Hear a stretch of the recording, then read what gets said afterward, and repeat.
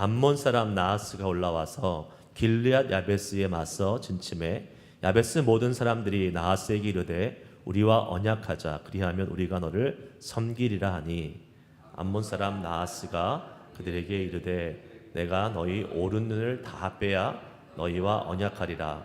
내가 온 이스라엘을 이같이 모욕하리라. 야베스 장로들이 그에게 이르되 우리에게 이랫동안 말미를 주어 우리가 이스라엘 온 지역에 전령들을 보내게 하라. 만일 우리를 구원할 자가 없으면 내게 나아가리라 하니라. 이에 전령들이 사울이 사는 기브아에 이르러 이 말을 백성에게 전하매 모든 백성이 소리 높여 울더니 마침 사울이 밭에서 소를 몰고 오다가 이르되 백성이 무슨 일로 웃냐 하니 그들이 야베스 사람의 말을 전하니라. 사울이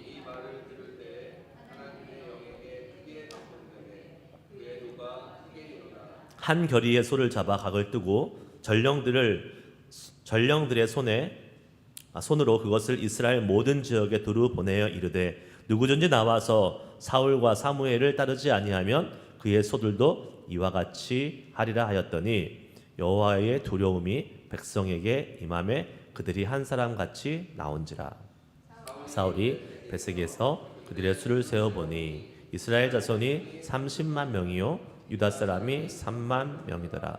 무리가 와 있는 전령들에게 이르되 너희는 길르앗 야베스 사람에게 이같이 이르기를 내일 해가 더울 때에 너희가 구원을 받으리라 하라. 전령들이 돌아가서 야베스 사람들에게 전하매 그들이 기뻐하니라. 야베스 사람들이 이에 이르되 우리가 내일 너희에게 나아가리니 너희 생각에 좋을 대로 우리에게 다 행하라 하니라. 이튿날 사울이 백성을 3대로 나누고 새벽에 적진 한가운데로 들어가서 날이 더울 때까지 암몬 사람들을 치매 남은 자가 다 흩어져서 둘도 함께한 자가 없었더라. 백성이 사무엘에게 이르되 사울이 어찌 우리를 다스리겠느냐 한 자가 누구냐 그들을 끌어내소서 우리가 죽이겠나이다. 사울이 이르되 이 날에는 사람을 죽이지 못하리니 여호와께서 오늘 이스라엘 중에 구원을 베푸셨음이니라. 사무엘이 백성에게 이르되 오라 우리가 길갈로 가서 나라를 새롭게 하자. 다같이 모든 백성이 길갈로 가서 거기서 여호와 앞에서 사울을 왕으로 삼고 길갈에서 여호와 앞에 화목제를 드리고 사울과 이스라엘 모든 사람이 거기서 크게 기뻐하니라. 아멘. 할렐루야, 할렐루야. 우리 예배를 드리시는 여러분들 다시 한번 주님의 은혜 가운데 한 주를 잘 마치고 또 이렇게 토요일 날 아침 한 주를 마무리하면서 주님 앞에 예배를 드릴 수 있는 것이 하나님의 은혜요 축복인 줄 믿습니다. 네, 한 주를 좀 예배 드리면서 잘 마무리하고 정리하고 내일 주일을 준비할 수 있는 이 시간을 갖는 것이 우리에게 참 의미가 있다고 생각을 해요. 그냥 한 주 막 살다가 주일날 또 그냥 갑자기 와가지고 또 예배 착 드리려 그러면 쉽지 않습니다. 그런데 또 이렇게 우리가 주 중에도 예배도 한번 수요일 날도 드리고 또 토요일 날 이렇게 예배하면서 우리의 마음을 다시 한번 정돈할 수 있는 좋은 기회가 있는 것 같아서 참 감사하고 여러분들이 이 시간을 통해서 시간 하나님의 은혜를 사모하고 하나님이 우리에게 주시는 그러한 메시지 또 감동 또 하나님 주시는 도전과 여러분을 향하신 삶의 또한 방향과 지침들을 순간순간 들을 수 있었으면 좋겠어요. 그래서 매 시간 드려지는 이 시간이 우리의 영혼에 복되고 유익한 시간이 될 수 있기를 축복합니다. 아멘. 오늘 말씀 같이 함께 볼 텐데요. 이제 사울이 왕으로서 완전히 인정을 받는 그러한 계기가 오늘 암몬 사람들과의 전쟁을 통해서 이루어지는 것을 보게 됩니다. 새벽기도를 통해서 쭉 우리가 살펴봤지만 사울이 이미 기름 부음을 받았고요. 그리고 사람들로부터 왕이라고 칭송을 박수까지도 받았는데 아직까지 이스라엘의 완전한 신임은 얻지 못했습니다. 그 중에 어떤 사람은 사울을 인정하지 않는 사람들도 많이 있었다라고 오늘 본문 전에 14장에 보면 나와 있습니다. 그리고 아직까지 사울이 처음 왕이 됐는데 왕궁이 있어요. 해야 될 정치적 왕의 제도가 있어 아무것도 없으니까 지금 오늘 보면 사울도 그냥 뭐 하고 있어요? 자기 그냥 밭 깔고 소 몰고 이렇게 자기 일하고 있는 상황입니다. 그러니까 왕으로 세움을 받았지만 아직까지 왕 노릇도 못하고 왕 대접도 못 받고 뭐 그냥 옛날과 비슷하게 그냥 살고 있는 겁니다. 그런데 이때 나하스라는 사람을 중심으로 암몬 사람들이 이스라엘을 쳐들어와요. 길르앗 야베스 지역을 쳐들어옵니다. 이게 그냥 일어나는 전쟁이 아니라는 거예요. 하나님이 철저한 계획 가운데 사울을 왕으로 완전히 인정받는 그러한 사건을 만들어 주시기 위해서 하나님께서 세우신 계획 가운데 있는 전쟁이라는 사실입니다.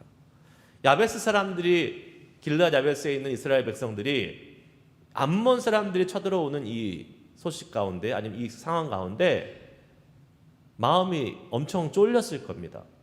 왜냐하면 딱 오늘 보면 어떠한 말이 나오냐면 오자마자 뭐래요?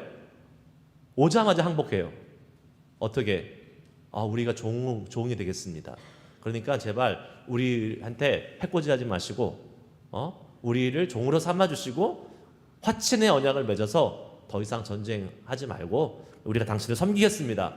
이렇게 얘기했는데 참 그것이 좋은 결정이었느냐? 그건 아니라는 사실이에요. 왜 그럴까요? 예전 같았으면 괜찮았어요. 이전 같았으면 이스라엘에 왕이 없었어요. 그렇기 때문에 각 지파 마음대로, 부족 마음대로, 가정 마음대로 할 수 있었습니다. 근데 지금은 왕이 있어요, 없어요? 있어요. 사울이라는 왕이 생겼어요. 물론 아까 말씀드린 대로 왕정 제도가 확립된 게 아니고 뭐 정치적 기반이 생긴 것도 아니에요. 하지만 분명한 사실은 14장에 보면 왕으로 세움을 입었어요. 왕이 있었다라는 얘기죠. 자, 예전 같으면 길르앗 야베스 사람들이 자기 마음대로 결정하고 자기 마음대로 이렇게 뭐 화친을 맺던 싸우던 마음대로 할 수 있었습니다. 그런데 이제는 그러면 안 되는 것이었어요. 왜요? 이스라엘에 왕이 있었기 때문에, 사울이라는 왕이 세워졌기 때문에 그렇게 해서는 안 되는 것이었습니다. 자, 이런 일이 생기면 어떻게 해야 되는 거예요? 왕에게 보고해야 되는 거예요. 그리고 어떻게 해야 될지 지침을 받고 왕의 결정에 따라서 일사불란하게 움직이는 것이 맞는 것이었습니다.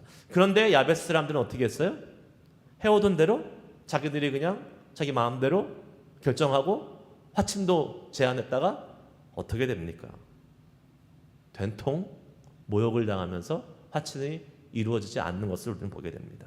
여러분, 왕이 없었을 때는 자기 마음대로 할 수 있어요. 하지만 왕이 있으면 왕의 마음대로 해야 되는 겁니다. 왕의 다스림을 받아야 되는 거예요.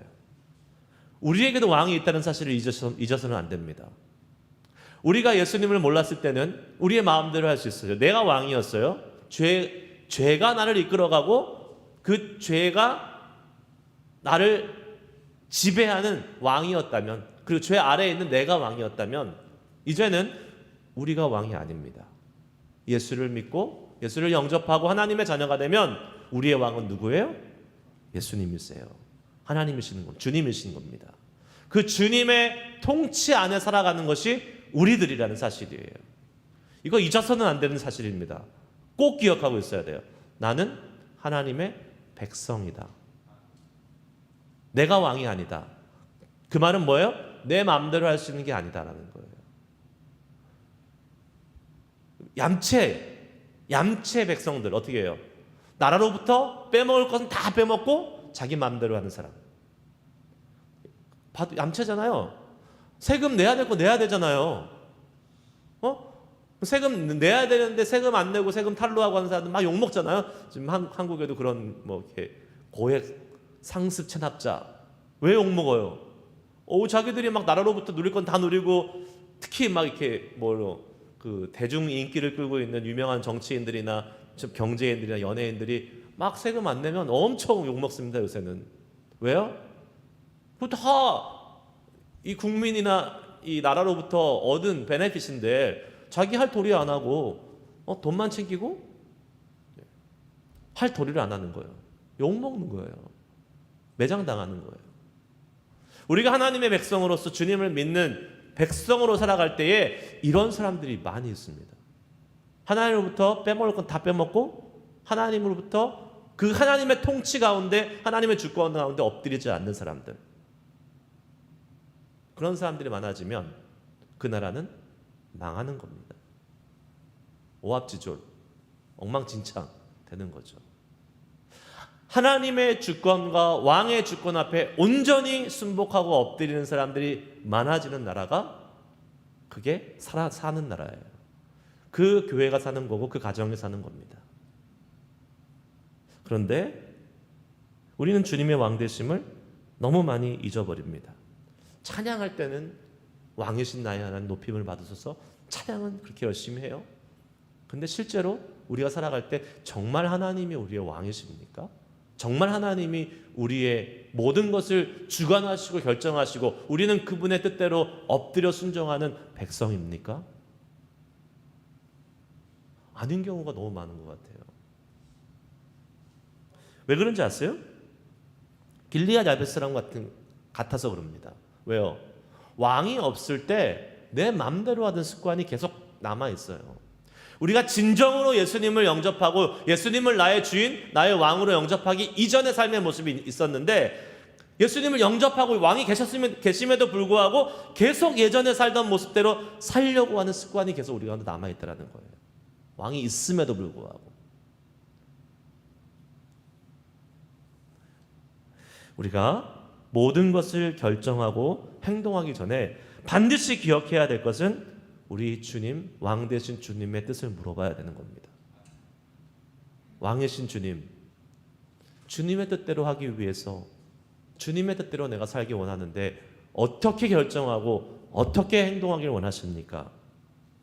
그것이 최선의 길이요, 그것이 우리의 살 길입니다. 왜요? 어차피 그 나라는 왕의 통치 가운데 있어요. 어차피 우리가 사는 이 세상, 우리가 살아가는 이 삶은 누구의 통치 가운데 있어요? 주님의 통치 가운데 있어요. 주님이 하시고자 하면 다 할 수 있는 거고, 주님이 하시지 않으려면 못하는 겁니다. 그러니까 왕의 통치 가운데 완전히 순복해야 돼요. 그게 최고로 빠르게 잘 되는 길이에요. 사는 길이란 말이에요. 자기 마음대로 한 결과 어떻게 됩니까? 길르앗 야베스 사람들이 자기 나름대로 머리를 굴렸어요. 지금 암몬 사람들이 쳐들어왔는데 암몬 사람들이 당연히 군사력이 강했었나 보죠. 그러니까 그렇게 반응했겠죠. 어떻게 해요? 우리가 종이 되겠습니다. 왕한테 물어보지도 않고 자기 마음대로 지금 황복 선언한 겁니다. 그랬더니 암몬 사람들이 나와서 이렇게 이야기합니다. 2절 말씀을 한번 읽어보겠습니다. 2절 말씀 읽습니다. 시작. 암몬 사람 나하스가 그들에게 이르되 내가 너희 오른눈을 다 빼야 너희와 언약하리라. 내가 온 이스라엘을 이같이 모욕하리라. 아멘. 지금 종이 되겠다고 항복했는데 암몬 사람들이 오케이, 그거 받고 그거 받고 너의 오른쪽 눈 다 하나씩 다 빼야 돼. 그러면 이제 너희하고 화친을 맺고 너희는 우리 종이 되는 거야. 그 다음에 지금 길르앗 야베스 사람들의 생각대로 안 된 거예요. 종까지는 하겠는데 눈 빼라는 건 눈 빼고 종 될 수 있겠어요, 여러분? 그거는 못할 일이죠. 근데 이게 단순히 눈을 빼는 게 아니라 뭡니까? 모욕하는 거잖아요, 사실은. 모욕하는 거예요. 너희 눈 빼고서라도 나한테 종 될래? 이렇게 지금 길르앗 야베스 사람들은 모욕할 뿐만 아니라 이스라엘 전체가 그렇게 되리라. 이스라엘 전체를 모욕하는 것이고, 그렇게 되는 것은 뭐예요? 하나님을 모욕하는 거죠. 여러분, 왕 되신 주님 앞에 묻지 않고 나아가서 내 마음대로 하면 이런 일 당할 수 있다는 겁니다. 하나님이 지혜로우시고 하나님 다 공급해 주시고 해결해 주시고 가장 좋은 길로 인도해 주실 건데, 그것을 믿지 않고 자기 마음대로 하면 이렇게 될 수 있다는 거예요. 야고보서 1장 5절 말씀에 이런 말씀이 있어요. 너희 중에 누구든지 지혜가 부족하거든 모든 사람에게 후히 주시고 꾸짖지 아니하시는 하나님께 구하라. 그리하면 주시리라. 아멘. 지혜가 부족하면 하나님께 구하라 그랬어요. 그러니까 우리의 지혜보다 우리가 뭐 지혜롭다고 생각할 수 있겠죠? 그런데 우리의 지혜가 그렇게 대단한 게 아닙니다. 하나님의 지혜에 택도 없습니다. 세 발의 피예요, 진짜. 제가 이제 내일 여러분 같이 함께 볼 영상을 하나 준비했는데 거기에 그런 말이 나와요. 2월 1일 날, 그러니까 한 열흘 전이죠. 2월 1일 날 워싱턴 D.C.에서 National Gathering for Prayer and Repentance, 그러니까 이 나라를 위한 회개 기도를 위한 거국적 모임, 나라 모임, 국가적 모임에 많은 영적인 리더들, 그다음에 정치가들, 의원들이 이렇게 모였어요. 그런데 그 중에 텍사스에서 나온 한 의원이 이렇게 계속 기도하더라고요. 주님, 우리는 스마트하다고 생각합니다. 우리는 스마트하다고 생각합니다. 회개하는 게 그거예요. 내가 똑똑하다고 생각한 걸 회개하는 거예요. 스마트하다고 생각하는데 결과가 지금 이게 뭡니까? 주님 보십시오. 우리는 스마트하다고 생각했는데 나락고 이 모양입니다. 용서해 주십시오. 우리가 지혜롭지 않아요. 우리가 모든 걸 다 알지 않습니다. 하나님보다 어떻게 우리가 모든 걸 다 알 수 있어요? 하나님은 다 아시는데 그 주님의 지혜 앞에 우리가 무슨 지혜를 내세울 게 있겠어요? 우리는 그저 주님의 지혜를 받는 게 가장 쉬운 길이에요. 그 주님의 지혜를 받기 위해서 여러분 기도하셔야 됩니다. 오른쪽 눈을 빼라고요? 예상치 못한 일이 벌어진 거죠. 그렇게까지는 못하겠는 거예요. 그러니까 지금 이 길르앗 야벳 사람들이 어떻게 얘기합니까? 참 이 사람들도 대단해요. 7일의 말미를 달라 우리한테. 내가 한번 다른 이스라엘 지파들한테 한번 물어봐서 너희들과 싸울지 안 싸울지 구원자가 나타나면 한번 너희들하고 싸워보고 안 나타나면 그때 눈 빼고 종이 되겠다. 이렇게 이제 얘기를 한 거예요. 근데 참 암몬 사람들이 얼마나 우습게 여겼으면 그래? 그렇게 해. 7일의 말미를 또 줬어요.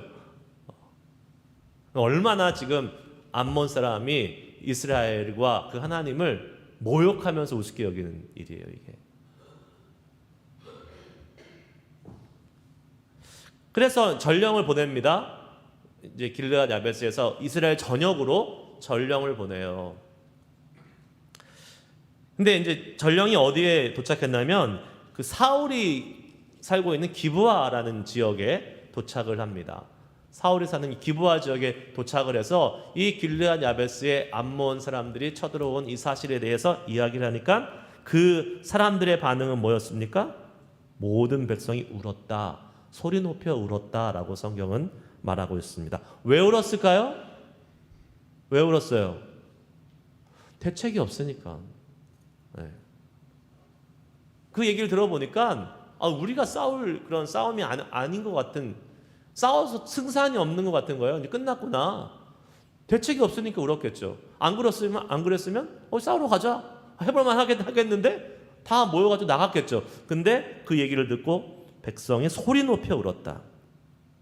빠져나올 방법이 없는, 대책이 없는 상황 속에서 우는 것밖에 할 게 없습니다. 그럼 우리도 그런 때가 있지 않습니까? 우리도 진짜 앞뒤 양옆이 다 막혀가지고 빠져나올 방법이 없는 그러한 상황 속에서 완전히 트랩되어 있는 상황. 근데 나갈 방법이 없어요.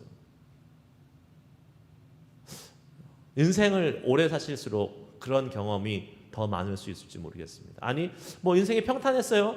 내 인생 그렇게 큰 문제 없었다고 생각할 수도 있겠지만 아닌 것 같아요. 적어도 몇 번씩은 그러한 상황 가운데 우리가 빠지는 것 같습니다. 아무런 방법이 없어요. 빠져나올 방법이 없어요. 너무 심각해. 그럴 때 정말 눈물밖에 안 나오는 거잖아요. 뭐 할 수 있는 게 뭐가 있어요? 그냥 우는 것밖에 없는 거죠.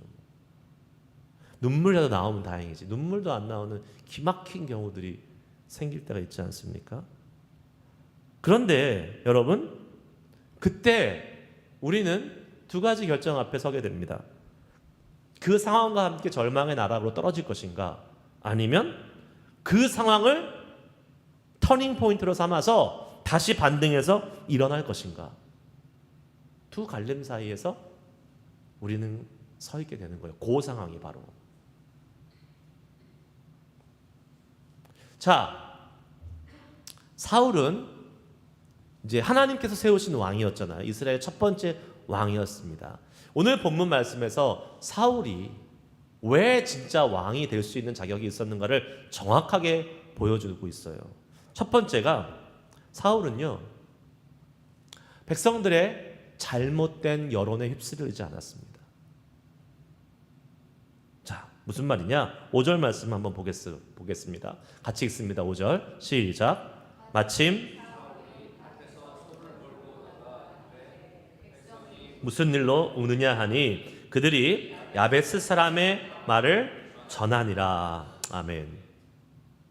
사울은 아까 말씀드린 대로 이미 미스바에서 왕으로 추대가 되었지만 아직 정치적 조직도 없었고 왕의 제도도 제대로 세워지지 않았고 그 주변에 그렇게 뭐 몇 명의 추종하는 사람들이 있었지만 나라의 전체적인 신임을 얻어서 사울 당신은 왕이에요 이렇게 인정받는 상황은 아니었던 것이죠. 그러니까 뭐 사울도 지금 여전히 아까 말씀드렸듯이 밭에서 소를 몰고 오고 있었다. 그러니까 열심히 자기 그냥 일을 하고 있었던 거죠. 그런데 오다가 사람들의 우는 소리를 듣습니다. 백성들이 소리 높여 울었다라고 성경에 기록되고 있는데 사람들이 우는 소리를 들으니까 이 사람들이 우는 절박한 상황. 자, 여러분 같으면 어떻게 하시겠어요? 막 내가 교회 왔어요. 들어왔는데 다 울고 있어. 뭐 난리가 났어요. 다 펑펑 울고 있어. 소리 높여서 울고 있어. 그럼 여러분 어떻게 될 것 같아요? 일단은 나도 같이 조용하게 무슨 일인가 튀지 않아야 되니까 같이 함께 그 분위기 속에 이렇게 들어가서 관망하고 있겠죠. 그리고 웬만하면 상황을 파악하고 울 상황이면 같이 울고 이렇게 하겠죠. 예. 그러니까 우리가 대부분 특별히 어떤 절망적인 상황에 들어가면 같이 함께 그 분위기에 따라서 휩쓸리기 쉽습니다. 사실은요. 한국의 그 이태원에 참사가 일어나서 많이 죽었잖아요. 나라 전체가 애도의 분위기였잖아요. 애도의 분위기. 그때 막 만약에 다른 어떠한 목소리를 내거나 다른 의견을 내면 매도당합니다. 애도하고 죽은 영혼들을 위해서 가족들을 위해서 애도하고 슬퍼하는 것은 당연히 해야 될 인간의 도리입니다. 거기서 끝나면 사실 안 되는 거예요. 거기서 끝나면 안 되고 왜 그런 일이 벌어졌는지를 정확히 파악하고 또 이것을 방지하기 위해서 제대로 된 대책과 계획들을 세워나가는 게 필요한 거죠. 사실은요. 너무 다 그냥 울고만 있으면 안 되는 거라는 거죠. 근데 지금 이렇게 다 울고 있으면 사실 다 그냥 같이 보통 보일 수 있는 반응이 그러니까 같이 슬퍼하고 같이 힘들어하고 같이 좀 마음이 우울하고 이렇게 가는 것이 정상입니다. 사울도 예전 같았으면 그렇게 했을 거예요. 예전 같았으면 사울이 기질적으로 자신감이 없고 좀 약간 이렇게 부끄러워하고 소심하고 이랬기 때문에 모든 사람들이 다 절망 가운데 울고 있으면 자기도 모르게 그 분위기에 휩쓸려서 자기도 그렇게 될 가능성이 많았을 거예요. 그런데 지금 사울은 이전의 사울이 아니었습니다. 어떻게 바뀌었어요?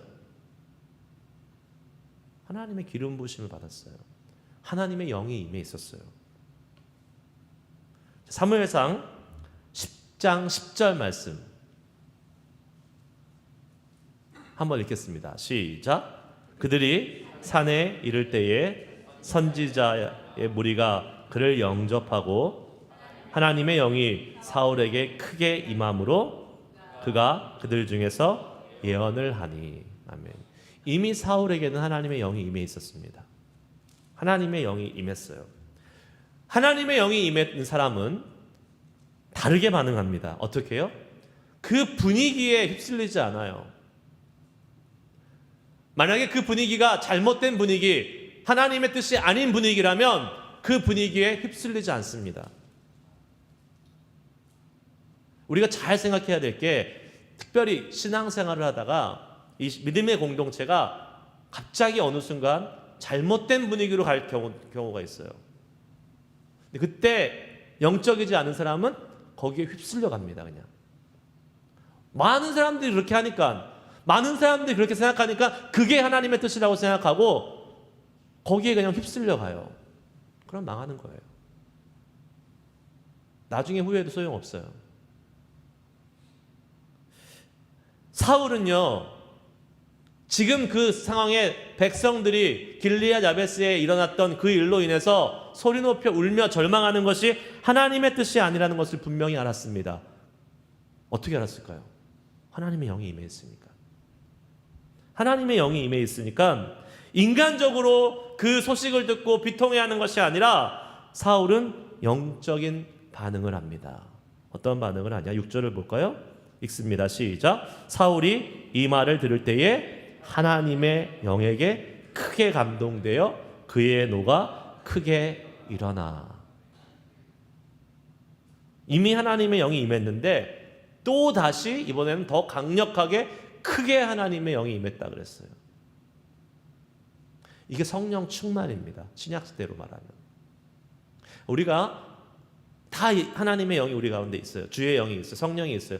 주로 말미암지 않고는 예수를 주라 그리스도라 고백할 수 없다라고 분명히 얘기했기 때문에 예수 믿는 사람에게는 다 성령의 임재하심이 있어요. 문제는 성령이 충만하느냐 아니면 그냥 약하게 있느냐, 그 차이인 거예요.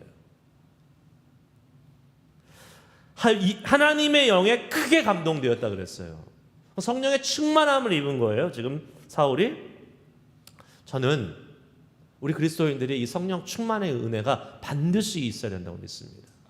여러분, 성령 충만함 받으셔야 돼요.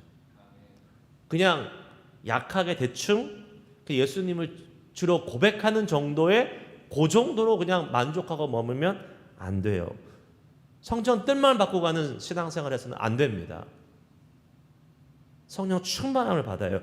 주님의 은혜가 강하게 임해야 되고 성령의 충만하게 역사해야 됩니다. 왜요? 세상이 너무 악해요. 옛날 같지 않아요. 너무 세상이 악하고 우리의 믿음을 지켜가기가 힘든 세상을 살고 있잖아요. 그러면 우리가 대충 어느 정도 그냥 영으로 가득 차 있는 걸 안 돼요. 주님의 영으로 가득 채워 있어야지만이 우리가 이길 수 있고 승리할 수 있는 겁니다. 성령 충만을 받으라. 성경에도 말씀하고 있잖아요. 하나님의 영이 크게 임하니까 사울이 어떻게 반응합니까? 보통 사람은 다 슬퍼하고 울었어요. 소리 높여 울었어요. 죽었다, 끝났다. 근데 사울은 하나님의 영이 크게 임했더니 하나님의 계획을 보게 됩니다. 뭐예요? 아니, 저 암몬, 저 이방 자손들이 하나님을 모욕해? 거룩한 분노가 일어났다라고 오늘 말씀하고 있는 것을 보게 됩니다. 하나님에 대한 모욕을 보게 되는 거예요. 하나님의 이름을 지금 이렇게 무시하고 이렇게 대해? 그래서 사울이 어떻게 합니까? 소를 잡아다가 다 각을 떠서 토막을 내서 이스라엘 온 전역에다가 뿌립니다. 그리고 보내는 거죠. 지파들에게. 너희들 안 나오면 우리 전쟁할 건데 너희들 안 나오면 너희들 갖고 있는 소도 다 이렇게 될 거야. 결국은 그 말은 뭐예요? 다 너희들 다 이렇게 되고 말 거야 라고 경고하는 거예요. 지금 한마디로 거룩한 협박을 하고 있는 거죠. 주님의 일에 너희들 동참 안 하고 하나님의 일에 동참 안 해? 너희도 이렇게 될 거야. 그러니까 때로는요, 사실 그런 것도 필요한 것 같아요. 그러니까 좋은 말로 이렇게 달래서는 잘 안 움직이잖아요, 사람들이. 지금 급하잖아요. 빨리 하나님의 일을 해야 되는데, 빨리 지금 전쟁을 해 나가야 되는데, 한번 와서 전쟁해 줄래? 좀 도와줄래? 그러면 분명히 어떻게 생각해 볼게. 지금 생각해 볼 때가 아니잖아요. 지금 빨리 나가가지고 싸워야 되는데, 그러니까 사울이 어떻게 합니까? 강력하게 경고하는 거예요. 그렇지 않으면 대수롭게 생각하고 이 꼭 필요한 주님의 일에 동참하지 않을 경우가 생기기 때문에 그렇습니다. 그랬더니 결과가 어떻게 됐어요? 역시 사람은 조금 이렇게 협박을 좀 해야 돼. 좋은 의미로서 경고를 좀 해야 돼. 그러니까 7절 8절에 이렇게 나옵니다. 여호와의 두려움이 백성에게 임하매. 뭐가 임했다고요? 여호와의 두려움이. 이거는 좋은 겁니다. 거룩함, 경외. 하나님을 두려워하는 경외가 백성에게 임한 거예요. 그랬더니 그들이 한 사람같이 나온지라 한 마음으로 나왔다 그랬어요. 사울이 베색에서 그들의 수를 세어보니 이스라엘 자손이 30만 명이요 유다 사람이 3만 명이었더라. 여러분 이거 엄청난 일입니다. 33만 명이 모였어요. 여기 리바이 스테디움에 몇 명 들어갈까요? 뭐 한 5만 명, 6만 명 들어갈까요? 그 스테디움 보통 한 5만 명, 6만 명이 들어가는 이 풋볼 스테디움이 몇 개요? 한 6개, 7개가 그만큼 사람들이 모인 거예요. 며칠 만에? 7일 만에. 말이 돼요? 안 되는 거죠, 이거는. 지금같이 뭐 자동차 타고 쌩 올 수 있는 것도 아니고. 근데 왜 그렇게 됩니까? 하나님에 대한 경외가 있으니까 하나님이 하시고자 하는 일에 그냥 주저없이 다 나오는 거예요. 여러분, 사람을 두려워할 때는 어떻게 했어요? 떨고 울었어요. 하지만 하나님을 두려워하니까 하나님의 일에 순종하며 나오는 겁니다. 하나님을 두려워하시기 바랍니다. 하나님을 두려워해야 돼요. 사람을 두려워하면 맨날 떨고 울 수밖에 없어요. 우리의 삶은. 왜요? 우리가 뭐 대단한 사람도 아니잖아요. 우리보다 더 힘세고 강하고 이런 사람들 우리를 위협하는데 어떻게 우리가 떨지 않고 울지 않을 수 있는 상황이 있겠어요? 그런데 하나님을 두려워하면 하나님이 하실 일을 보고 일어서서 나오는 겁니다. 여러분 사람 눈치 보거나 사람을 두려워하지 마세요. 그게 망하는 길입니다. 그거는.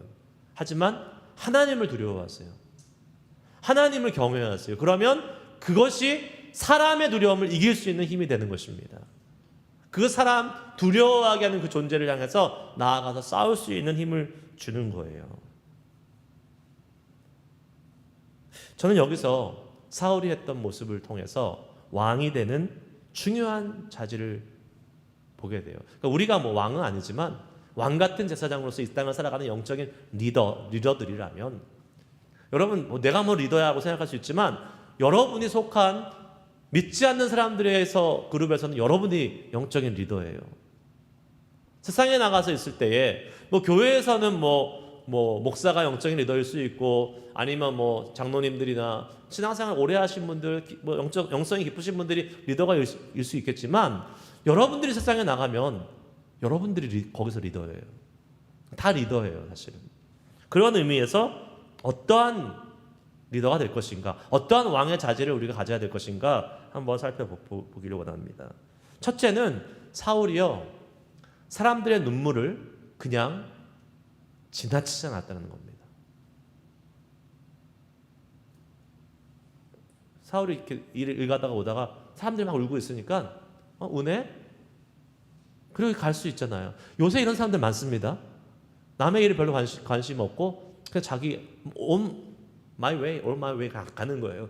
옆에 안 쳐다봐요. 근데 그거는 아니라는 거예요.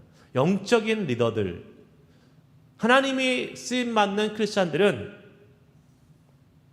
사람들의 어려움과 울음에 관심을 가져야 돼요. 컴패션, 마음을 같이 해야 된다는 겁니다. 대통령이 국민의 마음을 헤아리지 못하면 나라는 소망이 없습니다.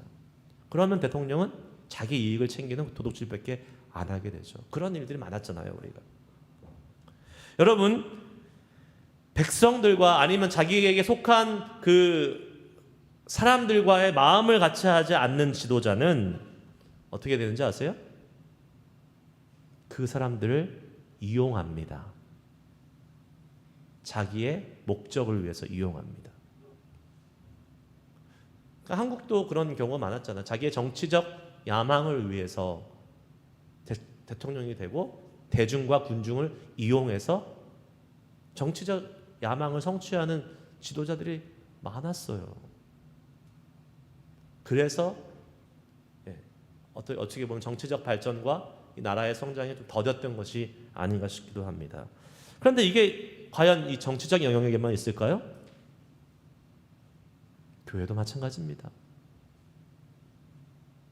교회에 적용해 보면 교회는요, 다 그런 건 아니지만 일부 소수의 목사들이 자신의 목회적 야망을 위해서 교회에 모인 사람들, 성도들을 이용하는 경우들이 있습니다. 없다고는 얘기 못하겠어요. 있어요. 저는 그런 면에서 늘 조심하고 하나님 앞에 저를 좀 이렇게 세워서 과연 이게 나의 목회적 야심인가, 목회적 야망인가, 이것을 위해서 나의 목회의 어떤 욕심이나 야망을 위해서 우리 교회 성도님들을 이용하고 있지 않는가. 전 늘 점검하고 또 주여 앞에 정직하게 기도하려고 해요. 그러니까 그런 경우들이 있잖아요. 이거 유익한 거야. 여러분 성도님들한테 여러분 이거 하시면 유익해요. 이렇게 합시다 하는데 근데 거기에 내면에 목사의 목회적 야망이 있을 수 있다는 거예요. 그러면 아무리 유익하고 좋은 거라도 그건 동기가 잘못됐잖아요. 그거는 좋은 결과로 나타날 수가 없어요. 제가 목회적 야망을 위해서 여러분들을 이용하지 않도록 기도해 주시기 바랍니다. 기도하셔야 돼요. 진짜. 저도 어떻게 될지 모르잖아요. 제가 뭐 성인입니까? 네? 제가 항상 주님 앞에 올바로 서 있고 이렇게 기도해 주셔야 돼요. 그렇지 않으면 타락하는 목사님들이 처음부터 다 타락했어요. 그분들도 다 처음에는 순수하게 아주 주님 앞에 헌신하고 나갔던 사람들이에요. 한순간인 거예요.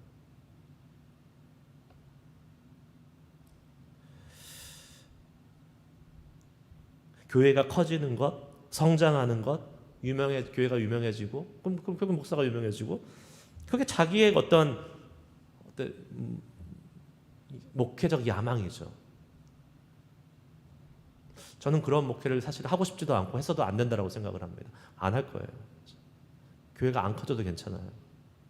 커지면 좋죠. 근데 교회가 성장하고 커지는 것이 목적이 되어가지고 그거보다 더 중요한 게 있어요. 한 영혼이 더 중요한 거예요. 한 영혼이 더 중요한 거예요. 그러니까 저는 그렇게 생각해요. 교회가 커져요. 막 커지고 수백 명, 수천 명이 돼. 정작 담임 목사는 이 성도가 이름도 몰라요. 저는 그거 잘못했다고 생각합니다. 그게 무슨 목자예요? 그건 스피커지. 제가 대형 교회를 까는 게 아니에요. 여러분, 대형 교회도 필요해요. 근데 저는 엄밀히 말해서 건강한 목회와 목자의 관계는 아니라고 생각합니다. 왜요? 성경은 뭐라고 얘기하고 있어요? 요한복음 10장 14절 15절 말씀 읽겠습니다. 시작. 나는 선한 목자라. 나는 내 양을 알고 양도 나를 아는 것이 아버지께서 나를 아시고 내가 아버지를 아는 것 같으니 나는 양을 위하여 목숨을 버리느니라. 아멘. 나는 내 양을 알고 양도 나를 아는 것이, 이게 선한 목자라고 그랬어요. 그러면 이거 조금 문제가 심각하지 않아요? 목사가 이제 목자로 부르심을 받고 선한 목자이신 예수님을 따라간다고 하는데 양을 몰라요. 너무 커졌어, 교회가. 그럼 저는 문제가 심각하다고 생각합니다. 그거는. 그래서 저는 어떻게 목회를 하고 싶으냐, 제가 모르는 사람이 생기는 순간 더 이상 교회는 그만, 스탑. 그 말이 무슨 말일까 궁금하시죠? 그때는 교회를 떼서 분리해야 됩니다. 예를 들면 저의 이제 능력에 달렸겠죠. 제가 한 10,000명을 기억할 수 있으면 10,000명까지 가는 거예요. 그렇게 못해요. 그렇게 못하고 한 맥스 한 400~500명 기억할 수 있을까요? 그 정도가 넘어가면 제가 모를 거예요. 아마 주일날 예배 드려도 모를 거예요. 누가 누군지. 그러면 그때는요, 교회는 분리해야 됩니다. 그리고 그 교회에서 또 새로운 목자, 저만 선한 목자 아니잖아요. 새로운 목자가 세워져서 그 목사님을 통해서 잘 양육받고 친밀히 교제하고 양도 알고 목사도 하는 그 교회를 또 세우면 됩니다. 그렇게 하면 되는 거예요. 제가 몇 명까지 기억할지 궁금하시죠? 한번 보죠. 네, 그때가 이제 우리는 분리해서 나가는 때예요. 우리는 언젠가 나갑니다. 분리해서. 왜냐하면 그게 성경적인 것 같아요. 모르는 성도 아무리 꿰차고 있으면 뭐합니까? 목사가 이름도 모르고 기도 제목도 모르고 상황도 모르고, 그런데 그냥 말씀만 전한다고요? 아니요, 저는 그건 아니라고 생각해요. 그건 아니에요.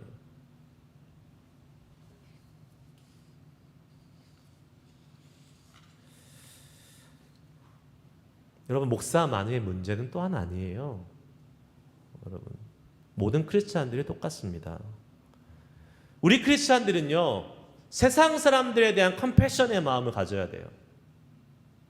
목사가 이름 모르면 컴패션 마음 못 갖습니다. 그 성도를 모르면 컴패션의 마음을 못 가져요. 우리 모든 부르심을 입은 성도들은 세상을 향해서 이 컴패션, 예수님의 마음, 긍휼의 마음 가져야 됩니다. 그거 없으면 우리는 제대로 된 크리스찬 아니에요. 터키와 시리아에 지금 어마어마한 지진이 일어나서 정말 말도 안 되게 지금 23,000명, 4,000명이 현재까지, 그리고 묻혀있는 사람은 약 20만 명 추정되는데, 여러분, 저 먼 나라에서 일어난 일이구나, 나랑 상관없어?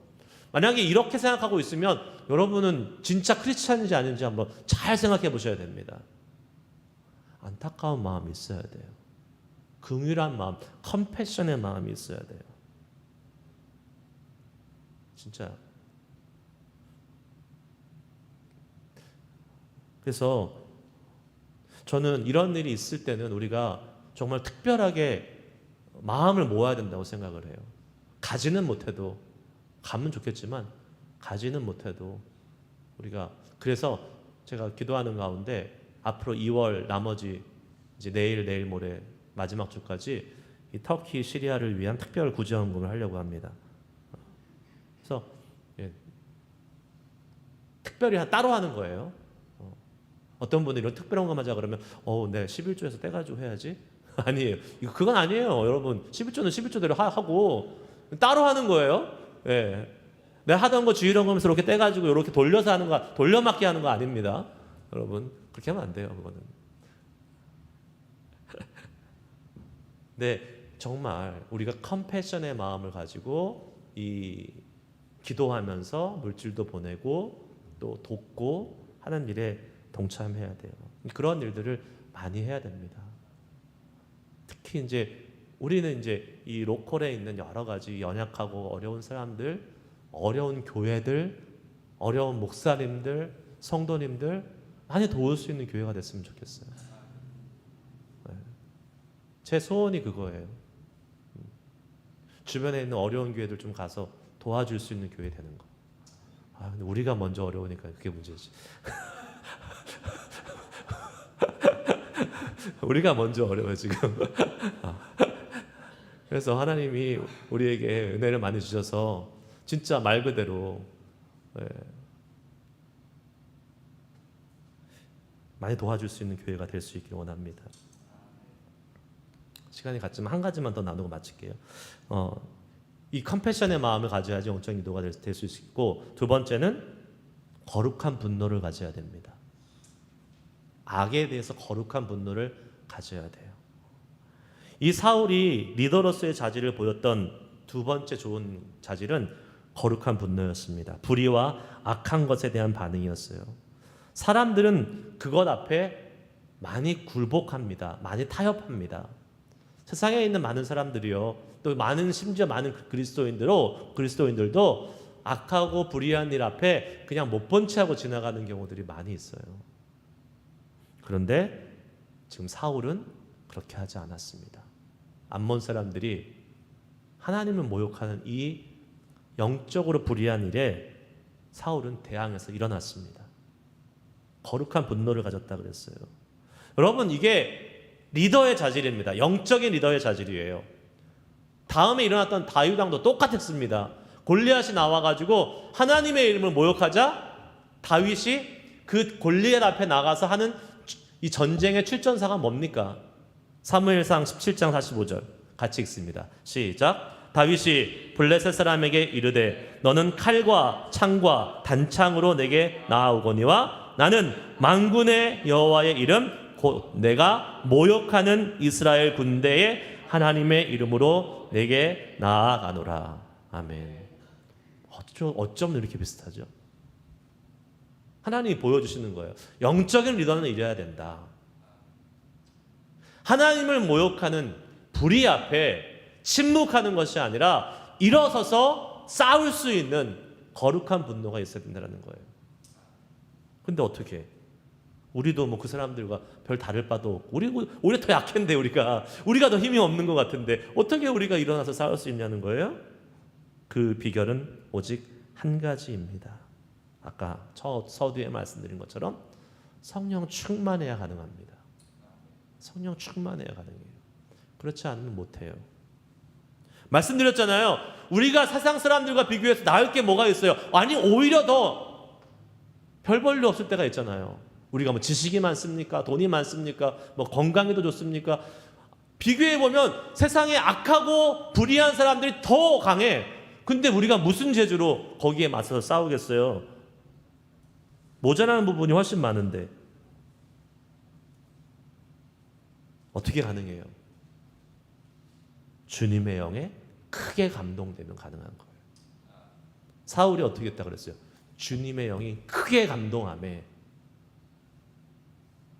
노를 바랬다 그랬어요. 분노를, 거룩한 분노를. 우리가 이런 영적인 리더의 자질, 주님의 영에 크게 감동되는 것, 다른 말로 성령 충만할 때 가능한 것입니다. 심지어 예수님도 성령 충만하심으로 사역을 감당하셨어요. 그냥 하지 않으셨어요. 하나님이신 예수님인데도 주님의 영이 내게 임했다. 성령이 임하셨을 때에 그 일을 넉넉히 감당할 수 있었습니다. 누가복음 4장 18절 19절 말씀 읽고 마칩니다. 읽습니다. 시작. 주의 영이 내게 임하셨으니 이는 가난한 자에게 복음을 전하게 하시려고 내게 기름을 부으시고 나를 보내사 포로된 자에게 자유를 눈먼 자에게 다시 보게 함을 전파하며 눌린 자를 자유롭게 하고 주의 은혜의 해를 전파하게 하려 하심이라 하였더라. 아멘. 이 모든 일이 어떻게 해요? 주의 성령이 내게 임하셨으니. 여러분, 사울은 성령 충만함으로 암몬과 싸움에서 이기게 되고 결국은 어떻게 됩니까?